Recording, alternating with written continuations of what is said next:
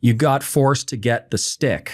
Sorry about that. I forgot all the tyrannical certificates, advantages of living in a third world country. Yeah, like my story, it's crazy. I'll just 2 minutes here. I'll just let everybody know how I was forced to go to Bill Gates's house. That's what we used to say in 2020 because the YouTube algorithm would just throttle your account if you said any of those trigger words. But yeah, I just happened to be visiting my mom, who still lives in Canada, at the time that the pandemic struck. I think I went back in February. And when I went back, it hadn't really started yet, right? There was masks on the airplane, but that was kind of a remnant of just the fact that Taiwan, people regularly wear masks on airplanes anyway, even if there's no pandemic. 2019, people in Taiwan, in Asia, it's just a very normal thing to see people wearing masks. So I didn't really think much of it. I went back to Canada. And then wouldn't you know it, the whole thing blows up and I'm stuck there, right? They close the border, they close everything down. And at the time, I'm not a Canadian resident, but I'm a resident of Panama, right? At that time, I wasn't a Dubai resident, I was a Panama resident. And again, it's a zero tax, it's a territorial tax system. So they actually do have full taxes, but unless your income is actually produced locally, then you don't pay any taxes. But anyway,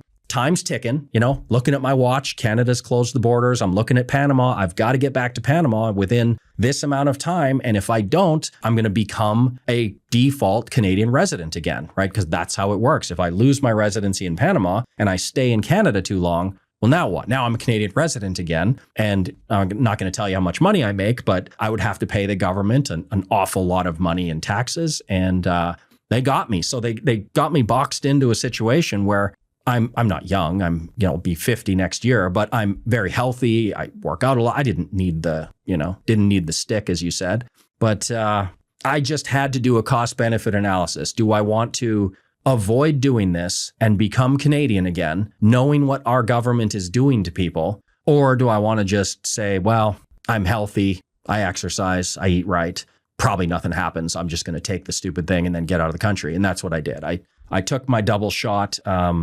In Canada, I don't know how it worked for most countries, but your name goes on a list and they email you. And so as soon as my name came up, that day I was in there with my shot. And the very next day I was on an airplane out of there. It's almost 5 years. Crazy how time flies. But my mom still lives there. My sister and her husband still live there, but I have not been back. And so what we've been doing recently, because of course, I want to see my mom, I've just been bringing her out of Canada and just taking her on really long extended vacations. So we went to Switzerland for a really long time. We did all the trains and, I think we were there for 5 weeks, 6 weeks or something. And we just came back recently. A couple months ago, I took her we went to Amsterdam for a week. We did a 3-week cruise in Norway. And we came back to Amsterdam for a few days, went to Belgium for a few days, got to see my mom, but also have to stay out of this ridiculous country called Canada. So tricky situation. They did get me. It was just bad timing. And there's just no way I'm giving any money to Justin Trudeau. So there you go. Did what I had to do and